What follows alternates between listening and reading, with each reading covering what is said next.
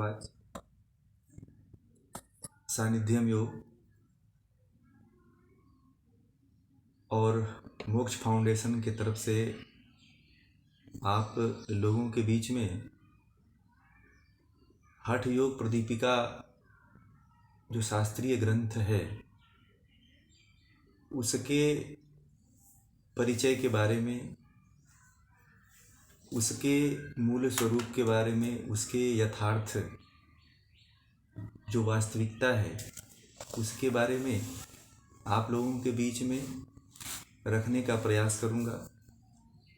आप सभी जो जिज्ञासु हैं, मुमुक्षु हैं, जो हठ योग के वास्तविक स्वरूप को जानना चाहते हैं, जो हठ योग के वास्तविक स्वरूप को जीना चाहते हैं, उनके लिए एक बहुत ही सुनहरा अवसर है। किसी भी विद्या का अस्तित्व तभी तक बना रहता है जब उस विद्या के सिद्धांत को अच्छी तरह से जाना जाए। तो हमारे जितने भी शास्त्र हैं, हठ योग के शास्त्र हैं या ज्ञान योग के शास्त्र हैं, वो सभी शास्त्र जो है पहले सिद्धांत के रूप में स्थित है। और जो हठ योग का जो ग्रंथ है हठ प्रदीपिका, इसको महर्षि योगी स्वामी स्वात्माराम ने मानव मात्र के कल्याण के लिए, मानव मात्र जो है इस आसार जो जीवन है, इस जीवन से मुक्त होने के लिए, मानव मात्र के लिए हठ योग प्रदीपिका नामक ग्रंथ की रचना किए। और इस ग्रंथ को ला करके, इस ग्रंथ को रच करके उन्होंने बहुत ही बड़ा उपकार किया है, बहुत ही बड़ा उद्धार किया है मानव का। तो हमें हठ योग प्रदीपिका में वर्णित जितने भी उपदेश हैं उन उपदेशों के बारे में जानेंगे। तो सबसे पहले आप लोगों के बीच में थोड़ा सा हठ योग प्रदीपिका का जो इतिहास है, हठ योग प्रदीपिका का जो स्वरूप है, उसके बारे में आप लोगों के बीच में चर्चा करेंगे। हठ योग प्रदीपिका जो है, इसका सबसे पहले काल के बारे में हम चर्चा करते हैं। जो हमें अभी इस समय पढ़ने को, सुनने को जो मिल रहा है, तो सर्वप्रथम हम काल को लेते हैं कि हठ प्रदीपिका का काल क्या रहा है। तो हठ प्रदीपिका का जो काल माना गया है, हमारे इस समय के जो विद्वान हैं, जो योगी हैं, उन्होंने 13वीं शताब्दी से लेकर के 16वीं शताब्दी के बीच में माना है। और जो हठ प्रदीपिका का जो रचना काल है, जो हठ प्रदीपिका का जो रचना काल माना जाता है, वह 14वीं शताब्दी से लेकर के 16वीं शताब्दी के बीच में है, जिसमें ये हठ प्रदीपिका का रचना हुआ। इसके बाद जो है, हठ प्रदीपिका के बाद बहुत से ऐसे योगी, टीकाकार, व्याख्याकार आए और जिन्होंने हठ प्रदीपिका पे अपने अपने टीकाएं और व्याख्याएं दिया है। इसमें सबसे प्रमुख, हठ प्रदीपिका की सबसे पुरानी जो संस्कृत टीका आती है, वो टीका जो है स्वामी मिहिर चंद्र, पंडित मिहिर चंद्र का आता है, ज्योत्सना टीका, जिन्होंने हठ प्रदीपिका पे बहुत ही सुंदर संस्कृत में टीका किया हुआ है। ये जितने भी हठ योग को जानने वाले साधक हैं, उनको इनका पुस्तक जो है जरूर पढ़ना चाहिए। वो उसका भाषा टीका भी उन्होंने किया हुआ है और पढ़ने वाली पुस्तक है। जैसे आप लोग योग सूत्र पढ़ते हैं तो योग सूत्र पे जो टीका महर्षि वेद व्यास का मिलता है, वैसे ही हठ प्रदीपिका पे जो है पंडित मिहिर चंद्र का जो है बहुत ही मार्मिक और सुंदर रूप में वर्णन मिलता है। और जो इसका विस्तृत हठ प्रदीपिका में जो और सोने पे सुहागा भरने का जो कार्य किया है, ज्योत्सना संस्कृत की जो ज्योत्सना टीका है उसने किया है। तो आप लोगों को इसके आधार पे ही हठ प्रदीपिका को रखने का प्रयास करेंगे। अब हठ प्रदीपिका जो है, ये जो ग्रंथ है, अब इसके स्वरूप के बारे में आप लोगों को जानना अति आवश्यक है कि हठ प्रदीपिका ग्रंथ का प्रादुर्भाव कहाँ से हुआ। तो देखिए, हठ प्रदीपिका जो ग्रंथ है ये हठ योग का एक प्रमुख ग्रंथ है।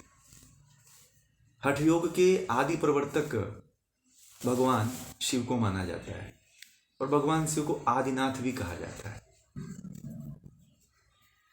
और जो हठ योग की जो विद्या है वो संवाद के रूप में हठ योग के ग्रंथों में, तंत्र योग के ग्रंथों में मिलती है। ये संवाद जो है माँ पार्वती और शिव के बीच में होता है और भगवान शिव जो है माता पार्वती को ये हठ विद्या का उपदेश देते हैं, जिसमें हठ योग की बहुत सी धाराओं का जन्म हुआ, जिसमें हठ प्रदीपिका, गैरण्य संहिता, गोरक्ष संहिता, शिव सिद्धांत पद्धति, शिव संहिता आदि बहुत सी ऐसी ग्रंथ हैं, विज्ञान भैरव आदि ऐसे अभी बहुत से ऐसे ग्रंथ हैं जिनका प्रादुर्भाव जो है शिव और पार्वती के द्वारा हुआ। जो भी आजकल आप लोगों को पढ़ने में और क्रियात्मक रूप में योग मिल रहा है वह हठ योग का ही देन है। ज्ञान का जो विषय है, जो ज्ञान के रूप में योग है, जो वेदों के द्वारा चला आ रहा है, जो वेदों से लेकर के उपनिषद, दर्शन, ब्राह्मण ग्रंथ, उपांग, इस तरह से जो एक परंपरा ज्ञान की चली आ रही है वो भी एक योग का राजयोग पक्षीय भाग है। और ये जो हठ योग की एक जो परंपरा, एक विधा जो चली आ रही है वो राजयोग की विशेष प्राप्ति के लिए ही है। वो ये जो विद्या है, हठ योग की जो विद्या है, हठ प्रदीपिका में भी कहा गया है कि हठ योग का जो लक्ष्य है, जो मुख्य लक्ष्य है वह राजयोग की प्राप्ति के लिए ही है। तो एक परंपरा की अभी हम बात कर रहे थे कि जो ज्ञान योग के माध्यम से, ज्ञान मार्ग के तरफ से राजयोग के माध्यम से चली आ रही है और एक हठ योग के माध्यम से चली आ रही है। अब एक बात और आपको बता दें कि हठ योग प्रदीपिका जो ग्रंथ है इसका जो प्रादुर्भाव हुआ विशेष तरह से भगवान शिव, और भगवान शिव के बाद जो है गोरक्षनाथ भगवान शिव के शिष्य थे और उनके बाद गोरक्षनाथ के जो शिष्य हुए गोरखनाथ के द्वारा जो है ये परंपरा जो है, गोरखनाथ के जो शिष्य हुए स्वात्माराम, और स्वात्माराम के द्वारा हमें ये हठ प्रदीपिका नाथ परंपरा से, आदिनाथ से आकर के स्वात्माराम तक जो बीच की जो परंपरा है, वहाँ से लेकर के भगवान शिव से लेकर के और स्वात्माराम तक जो ये ज्ञान की परंपरा है, हठ योग की परंपरा है, वह अंश रूप में हमें हठ प्रदीपिका के रूप में जानने और पढ़ने को मिलती है। हठ प्रदीपिका जो है नाथ परंपरा का भी एक विशेष ग्रंथ रहा है और भी कई हठ योग के परंपराएं हैं, उन सभी परंपराओं ने ये जो जितने भी हठ विद्याएं हैं, इन हठ विद्याओं का पालन करते हैं। भगवान शिव के द्वारा दिया हुआ जो ये हठ विद्या है, इस विद्या को आदि काल में भगवान विष्णु, ब्रह्मा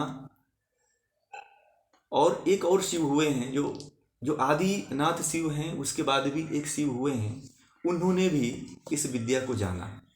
उसके बाद से जितने भी योगी हुए, उसके बाद जो काल के योगी हुए, वो सभी योगियों ने इस हठ विद्या की साधना की।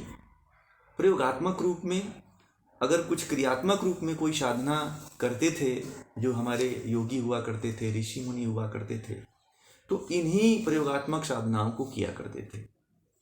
जब इन प्रयोगात्मक साधनाओं से जब वो गुजर जाते थे, तब जाकर के ज्ञान यानी कि राजयोग की साधना करते थे। जब हठ योग की साधना करने के बाद जब राजयोग में जब कोई भी योगी पहुंचता था, तो उसे परमात्मा का साक्षात्कार करना, ईश्वर का साक्षात्कार करना सुलभ हो जाता था, और बहुत ही आसानी से जो है उस ज्ञान को, उस विद्या को वो प्राप्त कर लेता था।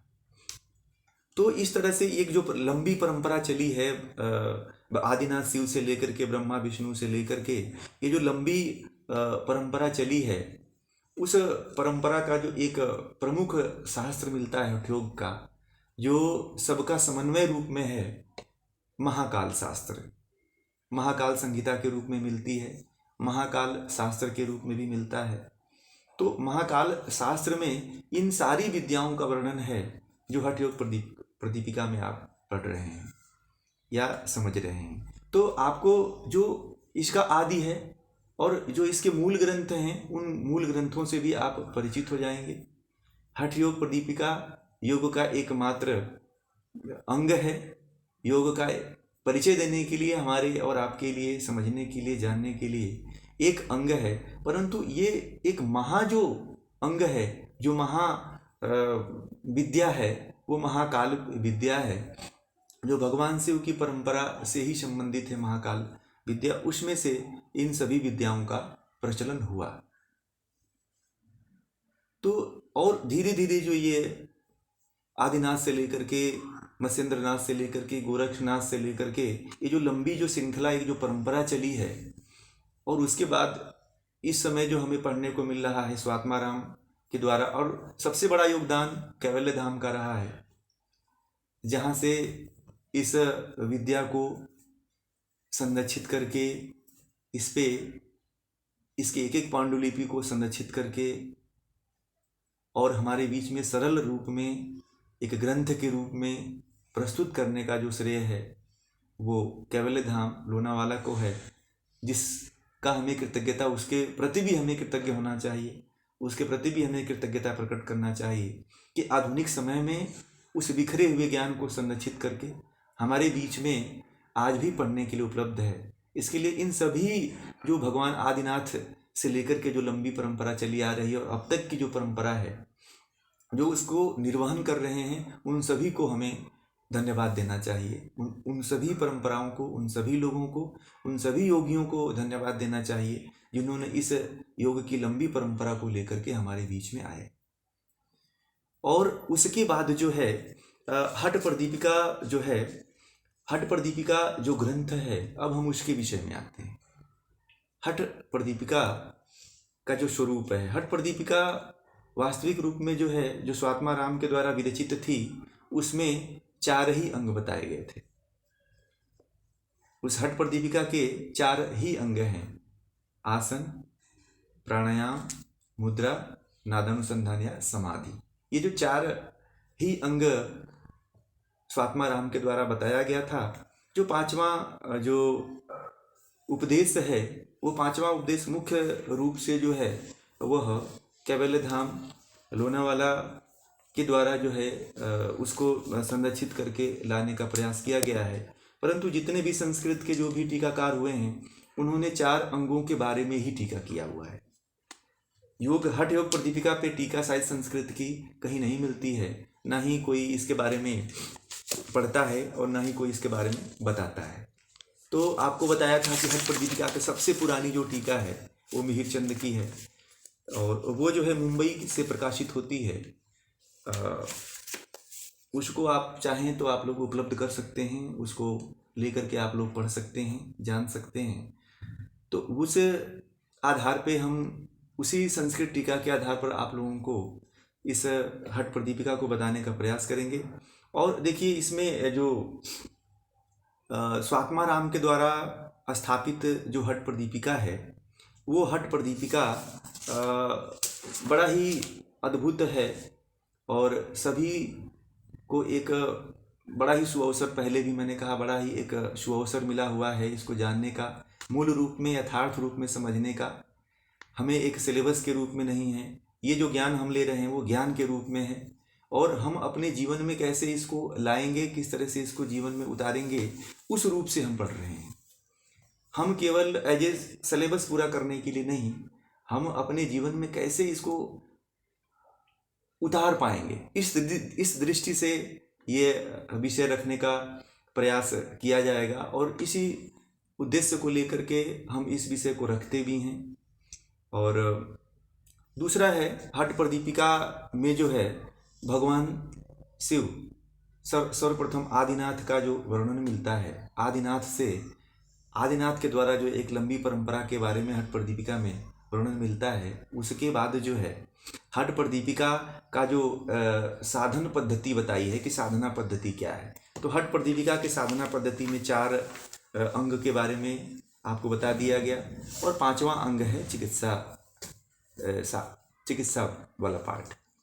तो इसमें जो है हम मुख्य रूप से जो फोकस करेंगे वो 4 अंगों पे फोकस करेंगे। बाकी जो चिकित्सा वाला पार्ट है उसके बारे में भी रखेंगे, परंतु जो हमें जो मूल आधार है, जो 4 अंग हठ प्रदीपिका के जो मूल आधार हैं उस पे विशेष फोकस रहेगा। चिकित्सा वाला पार्ट पे भी विशेष फोकस रहेगा, परंतु इसको समझने के बाद फिर आप उससे अपने आप परिचित हो जाएंगे, फिर उसको समझने में उतना आपको कठिनाई नहीं होगी, उतनी समस्याएं नहीं होगी, उतना आपको कोई समस्या नहीं आएगी। तो अब हम हठ योग प्रदीपिका का जो अंग हैं, उन अंगों में क्या क्या वर्णन है। तो पहला अंग है आसन। आसन के बारे में सबसे पहले महर्षि स्वात्मा राम ने 15 आसनों का वर्णन किया है। इन 15 आसनों के पहले जो है स्वात्मा राम ने जो है एक लंबी हठ योगियों की जो लंबी एक परंपरा है, उस परंपरा के बारे में वर्णन किया है। फिर जो है एक स्थान विशेष को लेकर के बात किया है कि स्थान जिसको मठिका कहा है, और उसके बाद हठ योग साधना करने के पश्चात हमें क्या क्या बाधक तत्व उत्पन्न होते हैं, कौन से साधक तत्व उत्पन्न होते हैं, इनको जानने का हमें अवसर मिलेगा। उसके बाद जो है हमें जो 15 आसन हैं, उन 15 आसनों के बारे में जानने का अवसर मिलेगा। इन 15 आसनों में भी महर्षि स्वामी स्वात्मा राम ने जो है 2 आसनों को सबसे सर्वश्रेष्ठ माना है। वो जो है सिद्धासन है और पद्मासन है। देखिए, आसन वास्तव रूप में जो सिद्धासन और पद्मासन है वही है। बाकी जो जितने भी योनियों के रूप में आसन मिलते हैं वह केवल शरीर के स्वास्थ्य की दृष्टि से, पुष्टि की दृष्टि से, बल की दृष्टि से ज़्यादा सहायक होते हैं, परंतु साधना की दृष्टि से, हठयोग की साधना की दृष्टि से इन 2 आसनों का बड़ा ही महत्व बताया है हठ प्रदीपिका में स्वात्मा राम ने। और ये परंपरा आज की नहीं है, ये आदिकाल से परंपरा रही है। जितने भी हमारे योगी आपको मिलेंगे, जितने भी आप खुदाई से प्राप्त जितने भी अवशेष देखे होंगे योगियों के, कंकालों को देखे होंगे, तो उसमें भी जो कंकाल रूप में मूर्तियां, जो कंकाल प्राप्त होते हैं, वो भी सिद्धासन या पद्मासन के रूप में ही मिलते हैं अधिकांशतः। तो ये परंपरा आदिकाल से चली आ रही है और अब भी ये चल रही है और आगे भी ये परंपरा चलेगी, क्योंकि ये ऋषियों का एक बहुत अद्भुत खोज था, एक अद्भुत अनुसंधान था, जिस पे चल करके हजारों योगियों ने अपने जीवन को मुक्त किया है। और उसके बाद जो है द्वितीय उपदेश आता है। द्वितीय उपदेश में उन्होंने दो भाग, पहला तो उसको दो भागों में डिवाइड कर लेंगे द्वितीय उपदेश में। जो पहला भाग आता है उसमें जो है सर्वप्रथम जो है आसन और आहार की उपयोगिता के बारे में वर्णन करते हैं। द्वितीय पाद में आसन और जो आहार है उसकी उपयोगिता हमारे जीवन में क्या आती है। आहार की उपयोगिता पहले में कर चुके हैं पथ्य में, और ये द्वितीय भाग में उसकी क्या उपयोगिता है। बिना आहार के योग नहीं सिद्ध होता है। अब इसको समझना अति आवश्यक है हमें। जब तक आपका आहार नहीं सिद्ध होगा, आहार नहीं ठीक होगा, पथ्य नहीं सही रहेगा, तो आप योग को नहीं सही कर सकते। यह बात स्वात्माराम ने कहा है हठ प्रदीपिका में। और उसके बाद जो है ये जो प्राणायाम प्रकरण में प्राणायाम से पहले नाड़ी शोधन की बात कहते हैं।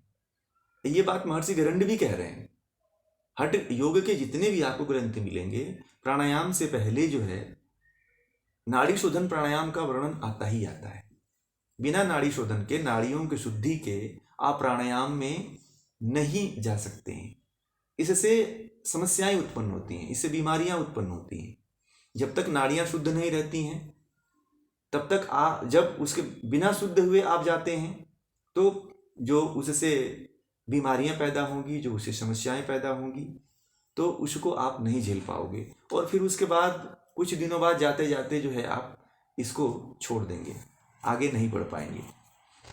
उसके बाद जो है नाड़ी शुद्धि के बाद जो है उसमें एक सावधानियां भी उन्होंने बताया है कि आप आसन करते हुए या प्राणायाम करते हुए या नाड़ी शोधन प्राणायाम करते हुए कोई भी क्रिया जब आप करते हैं तो उसमें शीघ्रता नहीं करनी है।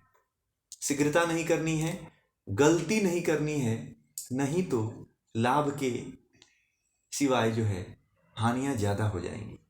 अब जितने भी आजकल के योग के जितने भी विधान हैं, तो उनमें सबसे पहले जो है जब योग कराएं, आप योग करने जाते हैं तो जो उनके नियम हैं, जो उनके विधि हैं, विधि आसन करने से पहले क्या करना चाहिए, प्राणायाम करने से पहले क्या होना चाहिए, इनका यथावत पालन अति आवश्यक है। कुछ लोग होते हैं इन क्रमों को ध्यान में नहीं रखते हैं।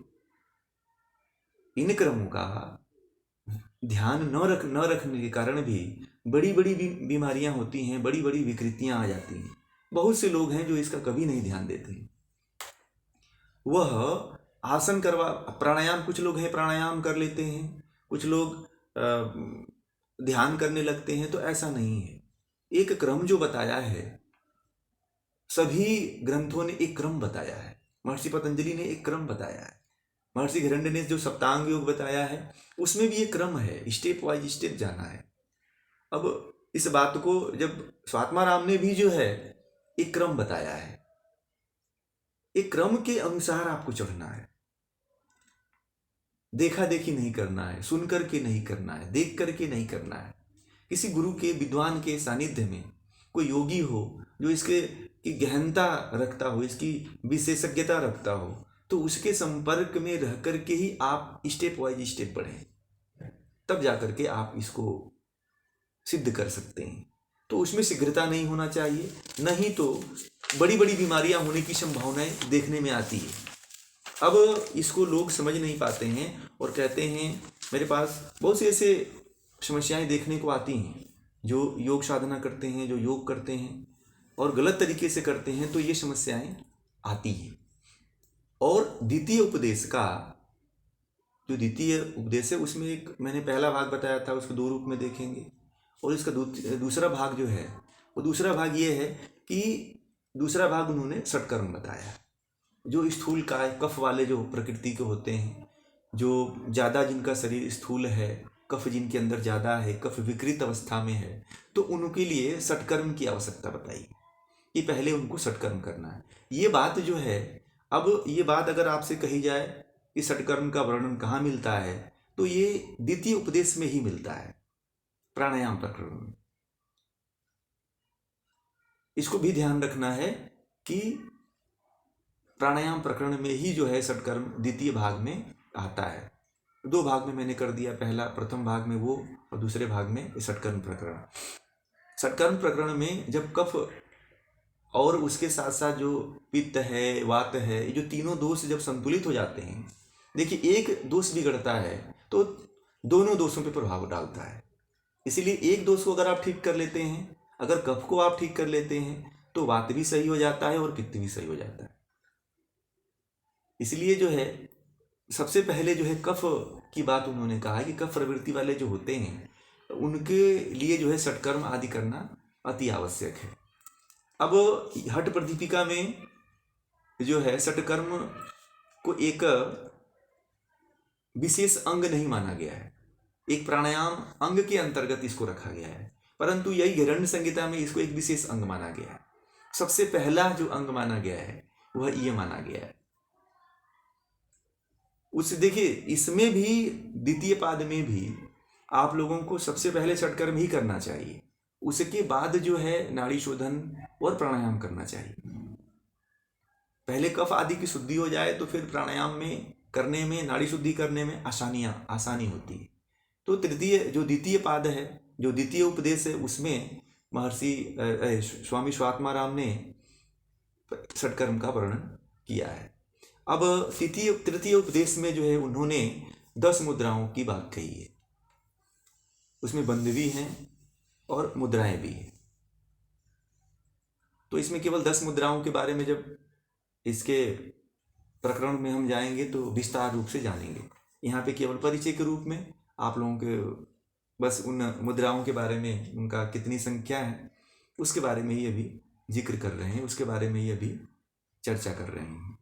और चतुर्थ उपदेश में समाधि की परिभाषा, समाधि के साथ साथ समाधि की बात कही गई है, फिर कुंडलिनी की बात कही गई है। कुंडलिनी के बाद जो है उसके परिणाम के बारे में कहा गया है। फिर लय सिद्धि है, सांभवी मुद्रा है और आदि की जो है परिभाषाएं दी गई हैं। विधिवत विस्तार से जो है नादानुसंधान के बारे में भी वर्णन किया गया है। और नादानुसंधान की जो 4 अवस्थाएं हैं इनका विशेष वर्णन चतुर्थ जो है उपदेश है उसमें मिलता है। नादानुसंधान के बाद जो है जो समाधि प्राप्त होती है, उस समाधि की जो अवस्था प्राप्त होती है, जो समाधि प्राप्त होती है, फिर उसके बारे में भी जो है ये चतुर्थ उपदेश में वर्णन मिलता है। ये तो हठ प्रदीपिका का ये 4 उपदेश हैं। 5वां उपदेश में चिकित्सा का एक विशेष पार्ट रखा गया है। वह यह जो है 5वां उपदेश जो है ये कैवल्य धाम के द्वारा प्रदर्शित किया जाता है, प्रकाशित किया जाता है हठ योग प्रदीपिका में। और इसमें जो है हठ योग करते हुए, देखिए हठ साधना करते हुए, हठ का अभ्यास करते हुए जो भी समस्याएं आती हैं, जो भी बीमारियां उत्पन्न होती हैं, जो भी रोग उत्पन्न होते हैं, और ये रोग किससे होते हैं? दोषों के बिगड़ने के कारण ही होता है। तो उन वात पित्त कफ दोषों के बिगड़ने से जो बीमारियां उत्पन्न होती हैं उनकी चिकित्सा जो है 5वें उपदेश में बताई गई है। क्योंकि जो कैवल्य धाम है उसने जो है हठ प्रदीपिका पर जो है सबसे बड़ा शोध किया हुआ है, बहुत बड़ा शोध किया हुआ है उन्होंने। तो उस शोध करने के पश्चात जो है उनको जो ये चीज़ें समस्याएं जो प्राप्त हुई, उन समस्याओं को देखते हुए इसमें सबसे ज़्यादा योगदान जो है स्वामी कुलवयानंद जी का है। कुलवयानंद जी जो हैं ये बहुत ही बड़े योग को एक स्तर तक ले जाने में, हठ योग को एक नई ऊंचाई देने में, एक नई सीढ़ी देने में, एक अनुसंधात्मक रूप देने में बहुत बड़ा योगदान है। आप इनकी योग मीमांसा पढ़ेंगे जो एक रिसर्च का बहुत बड़ा पार्ट है, जिसमें एक पत्रिका के रूप में कई वॉल्यूम उसके हैं, में जिसमें रिसर्च आपको जानने को मिलेगा। एक एक आसन पे, एक एक कुंभक पे, एक एक मुद्रा पे उन्होंने एक एक विषय पे जो भी क्रियाएं हैं, एक एक षटकर्म की क्रियाओं पे उन्होंने ऐसा रिसर्च उस संस्थान ने किया है जो बड़ा ही अद्भुत है। योग मीमांसा जो उनका वॉल्यूम है, जो रिसर्च का जो वॉल्यूम है, उसको भी जानना चाहिए। इसलिए उन्होंने इन सभी समस्याओं को देखते हुए जो 5वां उपदेश का जो वर्णन इसमें किया हुआ है वो भी योगियों के लिए बड़ा ही उपयोगी है, और उपयोगी रहा भी है और रहता भी है। क्योंकि पांचवा उपदेश अगर कोई नहीं जानता है तो वो एक समझिए कि अनाड़ी ही रह जाएगा। पांचवा